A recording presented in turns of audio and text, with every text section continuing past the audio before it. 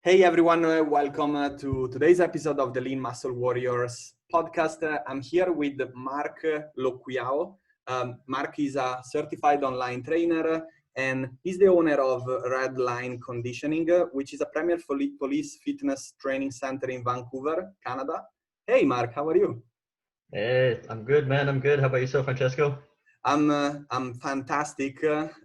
Ready for Christmas, and it's a pleasure to have you here in today's episode. Marc, I'm curious because I found your profile. We are in the same academy for business, for our online business, and I find it curious because you help police officer getting ready for a police fitness test, so they can get their dream job. You want to tell me a little bit more about your story when you realized that you wanted to help these kind of people? Yeah, no, I'm happy to tell this story because it is, it's not only just officers I'm helping. It's even the people who are wanting to become officers. Like the hopefuls, the future cops. And it's funny because I've honestly never been interested in policing. Um, and people are always telling me, hey, like you can do this test, like why don't you apply? But I'm like, it's not really my thing, but I do love helping people get into it. And how it all happened, I always like to call it a happy accident. Because where my first fitness job was actually with the local YMCA, and we used to do testing for our national police force here, the RCMP. So we were an official testing site, and my boss one day asked me to help out with it, and I said, "Yeah, why not? Looks like fun." So I helped out with it, and when someone would fail their test, they're like, "Hey, you're a trainer. Can you help me pass my next one?" So started with one client, then another, and I um, basically had the reputation as the go-to guy for preparing people for the test at the Y. So I decided to go independent. I went down that particular route because I realized it was so niched that no one was really doing what I wanted to do with them. Like there were places where you can do a practice test, but to like truly prepare someone, not only just in terms of the test, but physically, no one else was doing that. So I put myself into that particular niche and ran with it, and it's been 10 plus years since I started doing that, and it's still going strong even today.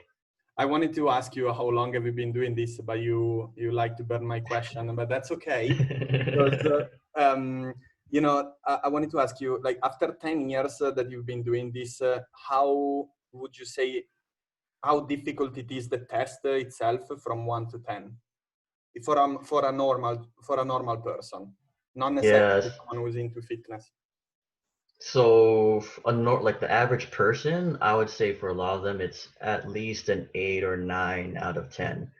Yeah, at least when they do it for the first time, Yeah, it surprises a lot of people. yeah. And how's the test specifically? Before you were telling me about this crazy machine. Um, you want to how long is the test and what does it include? Yeah, so there's actually several tests that I prepare people for, but the most common one, it's called the pair test, Yeah, and it's a 6 lap obstacle course yeah, where you're running over stairs, jumping over a mat that's about 5 feet long, and then there's mini hurdles that you're jumping, and then a big hurdle as well. Basically a 3 foot vault that you have to get over, yeah, and 6 laps. I mean, the total distance the person's covering is only 400 meters. So, 1 lap of a track.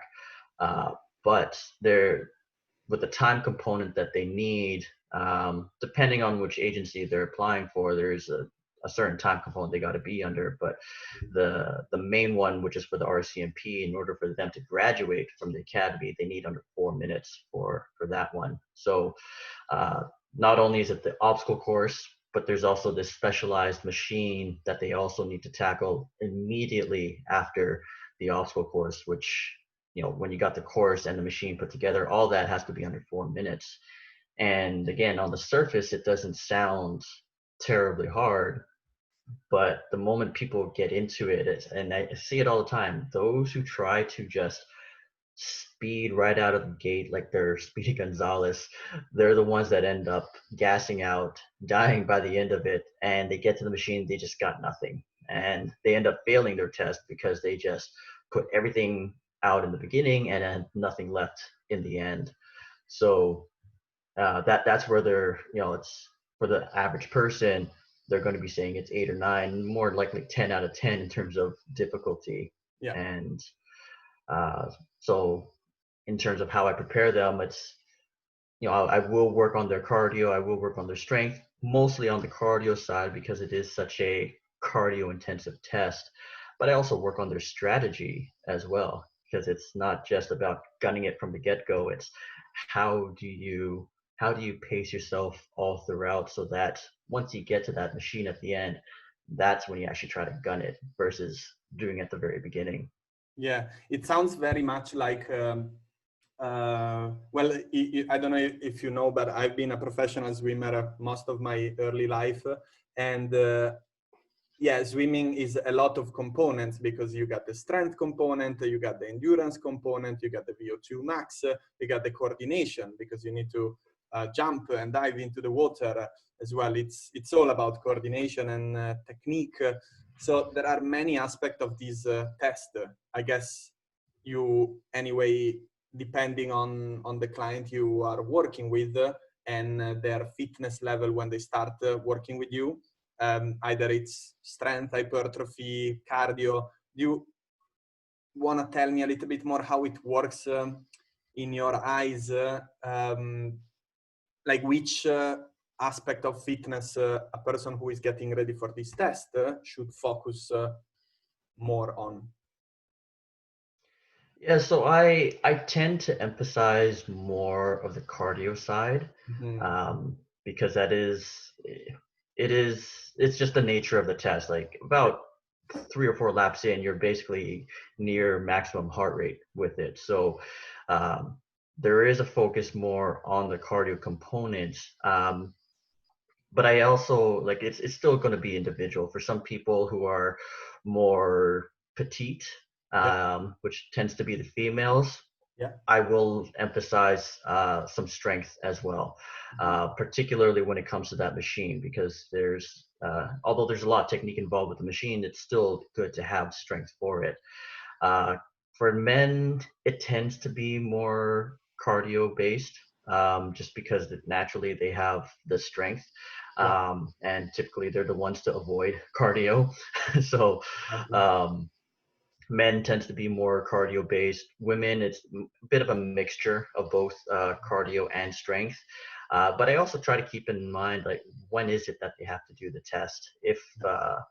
If they're early in their application process, then I may create more of a strength foundation for them first and then build the cardio on top of it afterwards. But if they're time crunched to pass their test, then typically I focus more on cardio training and involving I like to call it skill components, because the test, like if you can run through it as smooth and efficiently as possible. Actually, I sometimes use swimming as an analogy for people when it comes to the test, because it's when you're swimming, you have to be smooth. You can't waste any kind of effort, otherwise you're just going to be falling behind all the rest of the competitors. So in a way, the test itself too, you need to be technical in how you approach it, how you take the stairs, how you do a jump, how you round corners, whatever it may be. But there's a lot of areas where if they can save some energy here and energy there, they're going to get a better score and make themselves much more competitive when it comes to their process. So cardio tends to be the go-to, but I also keep in mind, when do they need to do their test? If we have more time, I want to make sure there's a good strength foundation. But if they're short on time, we emphasize primarily cardio and also the skill components for the test. I think, like you mentioned just now, one very important principle, which is the principle of the specificity, because differently from someone who has a general fitness goal, who is actually trying to waste energy and to become inefficient inefficient in the workouts. Like you're trying to make the exercise not with the best outcome, but with the best technique, so that you can challenge your muscle at best. Still something that you can recover from.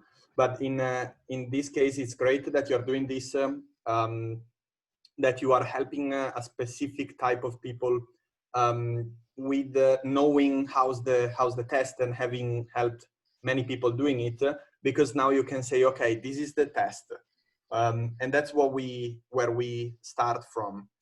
Now we need to get ready for that test. So you don't just need to build cardio, you need to build specific cardio. So I'm curious, how's a typical cardio session for one of your clients who is getting ready for this test? Yeah, so I mean my background in terms of sports is triathlons. I did that for many years. So I appreciate the whole swimming aspect too, because swimming for me was always a weakness, but I started to enjoy it a lot more. But in terms of approaching it, for their cardio, it's primarily running based training that we're going to do. And um, in a typical week, like usually in a typical week, I'll have one day that's interval style training, one day that's if they need it, I'll get them to do steady state training. But even if it's not necessarily steady state training, some type of lower intensity cardio session that they can do somewhat continuously. I like to have some kind of speed work in there as well, just so that they remind the body that it can go fast. And then depending on if we can fit in another session, like a fourth cardio session, I'll do something where it's like agility type training. So it could be some kind of shuttle runs, or it could be suicides, or the line drill, something where they are essentially, it's a constant start, stop, start, stop, start, stop, because the test itself, it's in a way constantly having to accelerate, slow down, accelerate, slow down. So if we can also incorporate that aspect into training, I will as well. So that's kind of my template that I follow. So the intervals, I'll play around with it depending on who the person is. But one of my go-to workouts is 400-meter repeats on the track, because it's pretty straightforward, but straightforward and simple doesn't mean the workout itself is going to be easy. So it's actually one of my favorite things I tell people is, like, simple does not mean easy. And 100% agree. Yeah, 400s is one of my go-tos, but I'll do other variations of that. I might go down a notch, maybe have to do 200 meters on the track, or if they're much more advanced in their abilities, we'll do things like pyramids or ladders on the track, and kind of go from there. But 400 is kind of like that base foundation. It gives me a good idea of where they're at with their fitness, and then it allows me to go one direction or another. And that's the thing that I was wondering, like you must have something that measure their progress, right? And second question is, do you have your clients doing, like, trying the test before the official test, so that they know where they're at, or you prefer to just train them and then let them go free for the test? Yeah, so I always encourage people to do a practice before their official one. And the trouble with that, though, is that like if they're in Vancouver, it's easier because they can come to my facility and run a practice test.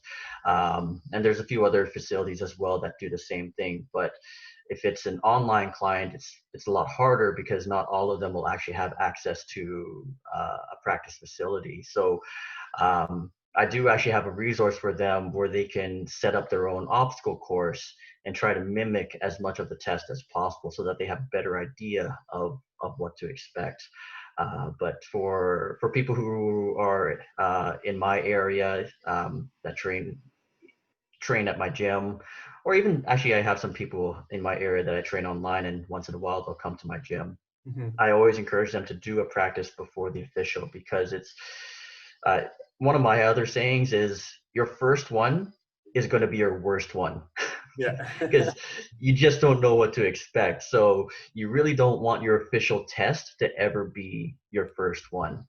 And because you do that practice, it's kind of like doing a time trial in the pool to see where you're at. It just gives you a better idea of what to expect, so that once you're in the actual environment, it's not this complete unknown. It's okay, I'm here, I'm ready, I know what to do, let's go do it. So yeah, I always encourage people to do some kind of practice beforehand. Yeah, and just get comfortable with the feeling of the test itself.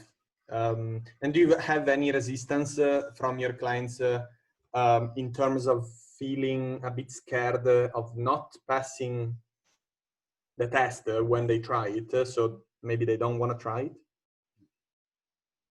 All the time. all the time, man. Oh man, there's so much fear and doubt going into the test for almost all my clients. And it's, I think it's natural though, because it's, they're going for really their dream job. And I think a lot of times where some of this fear comes from, and the doubt, it's this pressure that they're putting on themselves. And if they know that fitness hasn't been their thing, that they're only really starting it now to achieve their dreams, it just adds to that pressure.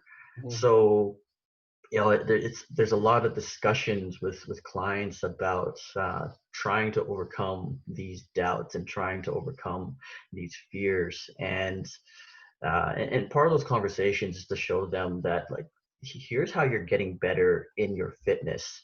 And I can, for the most part, correlate, like, if you're achieving this kind of time for this run, this is usually a good indicator that you'll be able to do such and such for the test, right? So like, one of my performance workouts I'll give, especially for online clients, I tend to do a timed 1.5 miles with them.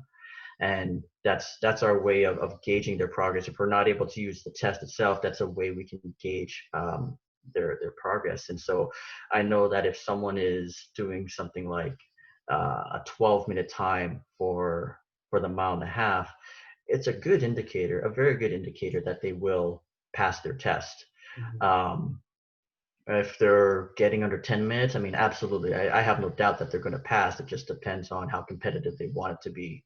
If they're on the slower end, like 14, 15 minutes, I mean, it's possible for them to pass the test, but it's a little bit on that iffy side. So, having those conversations to show that, hey, this is where you're at, this is how you're progressing, and here's kind of like a probability of passing, and just assuring them that, like, as long as you're putting in the work. Like, I have one client that I've been an online client, and she's local, but we've been doing most of our training online. We started back in, I think, March or April. Okay. And for her, training wise, she was mostly strength-based training. She hated running, actually. Absolutely hated running. But she's actually come around now. I wouldn't say that she loves running, but she certainly enjoys it a lot more.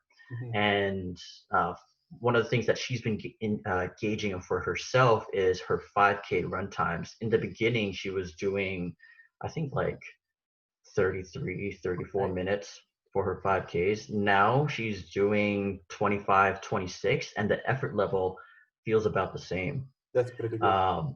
Yeah, and I think her 1.5 miles, we've got it down into the low 11-minute range.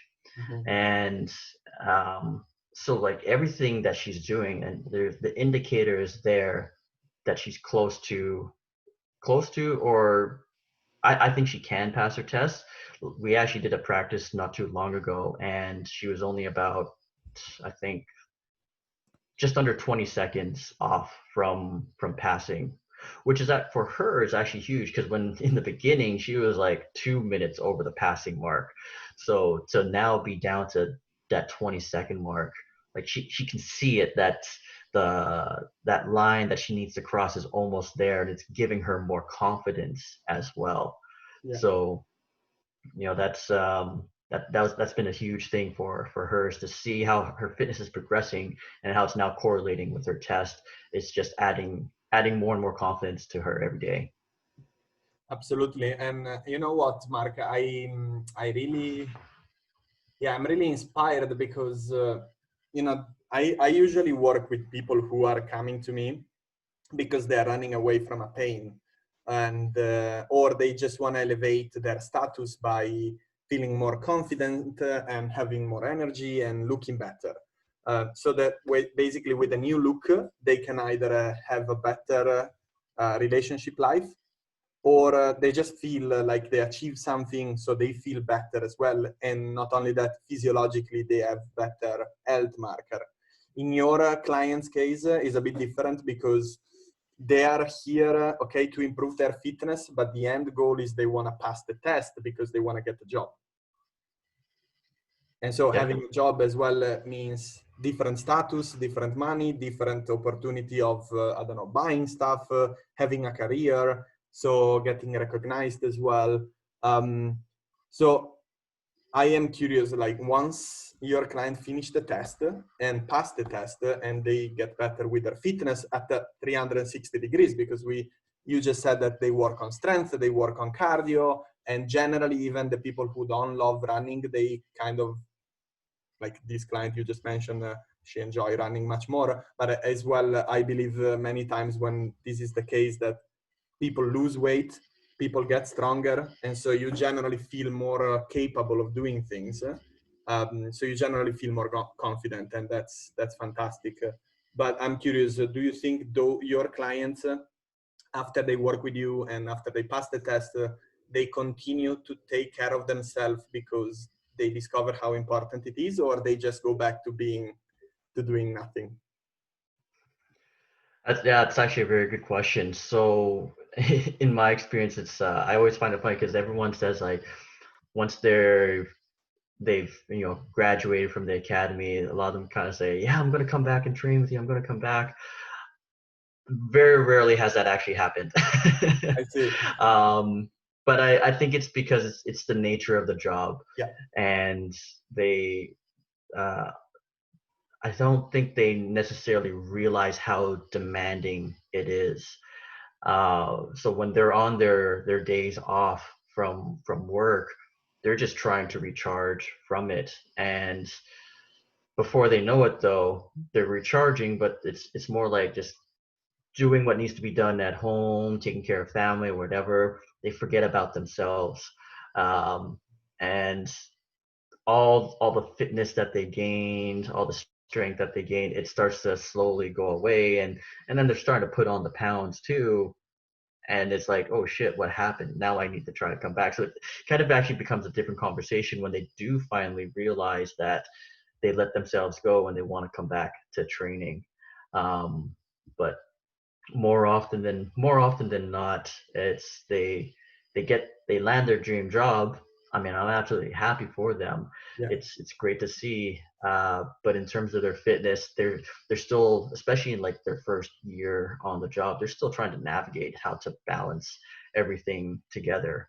And once they're ready to come back, I mean, I'm going to take them back in, Sure. but it's it doesn't happen right away. Yeah. It takes time for them to come back and realize, like, they can't let themselves go like that anymore, because the job, it is demanding, particularly mentally. It's very demanding.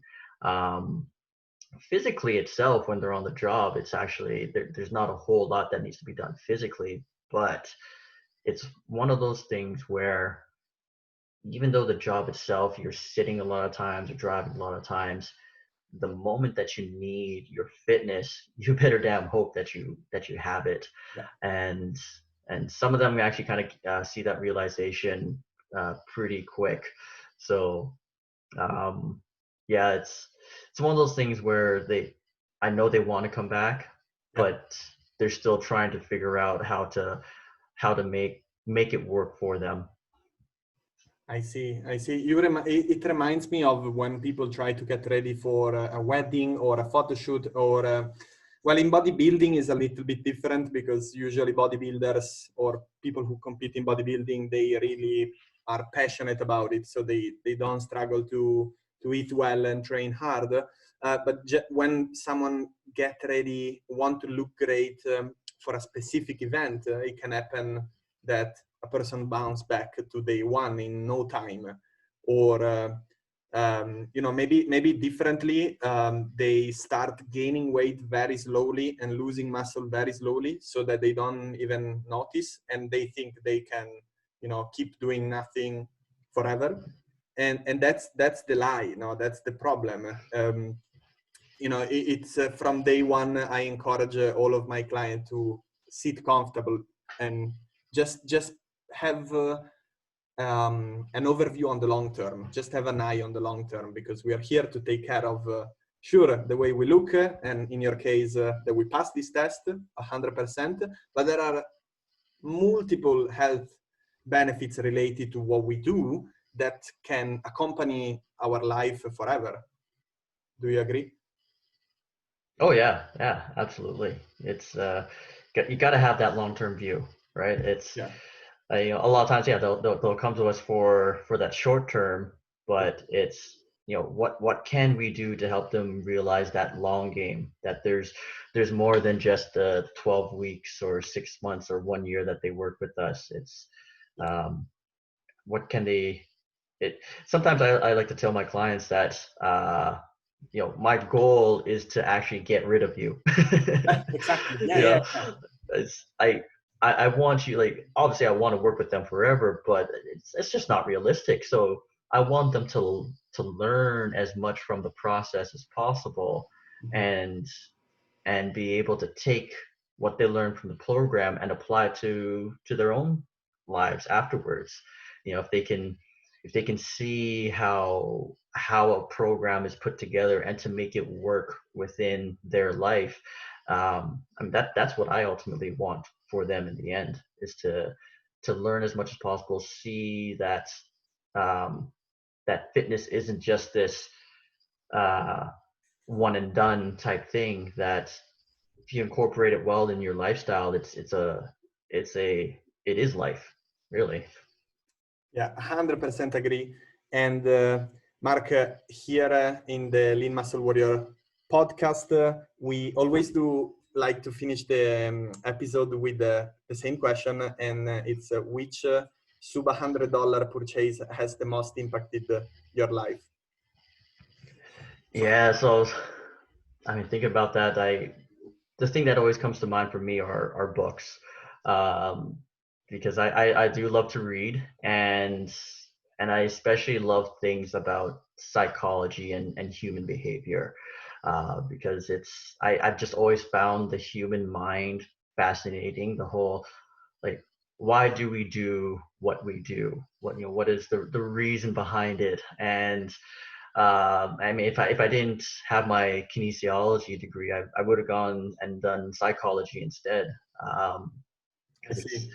it's so interesting. I think the mind is just one of those areas that the more we keep on trying to delve in and discover, there's always so much more behind it as well. So that's any books that I can find that has to do with psychology, human behavior, I always gravitate towards. Like one that I read a few years ago now, but it's Thinking Fast and Slow by Daniel Kahneman. Yeah, Um, I have it. I love the book. Bit of a heavy read, so it's for, depending on who you are. Like, it's not something that you just fly by the night. But if you're really into the psychology and the way we make decisions, I think that's a great book to read. Yeah, and you know, when it comes to book, I tend to read the book when I feel attracted to the book. So I might buy a book because I know that it's something that interests me, but the book might stay on the shelf for, I don't know, 2 months before I read it, or sometime even 2 years before I read it.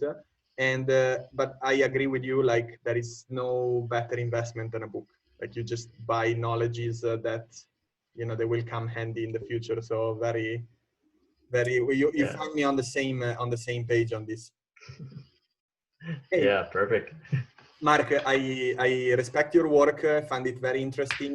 And where can people find you or start working with you? How does it work? Yeah, so they can always visit my website, which is rlconditioning.ca. On social media, I'm pretty active on Instagram. My handle there is rlconditioning. Yeah. Um, YouTube, actually, you can find a lot of my videos on YouTube if anyone puts in something like pair test, so that's PARE, you'll find a lot of my videos there, or pull pat test. There's really no one else putting the type of videos on YouTube that I do. Facebook, I do actually have a free Facebook group for anyone who wants to join.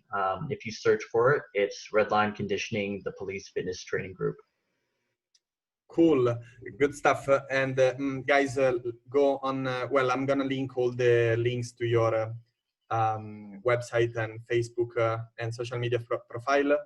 Hey, man, good luck for the future, and I hope that 2021 is gonna be great for you. And we're gonna talk soon. Awesome. No, thanks for having me, Francesco. This was fun. Thank you, Marc, for being here, and thank you guys for listening. Thanks for being here, and if you enjoyed this episode, make sure that you share it with a friend, and we're gonna talk probably in the new year, because it's gonna be Christmas this weekend, and thanks for listening. From today's episode is everything. Ciao, ciao.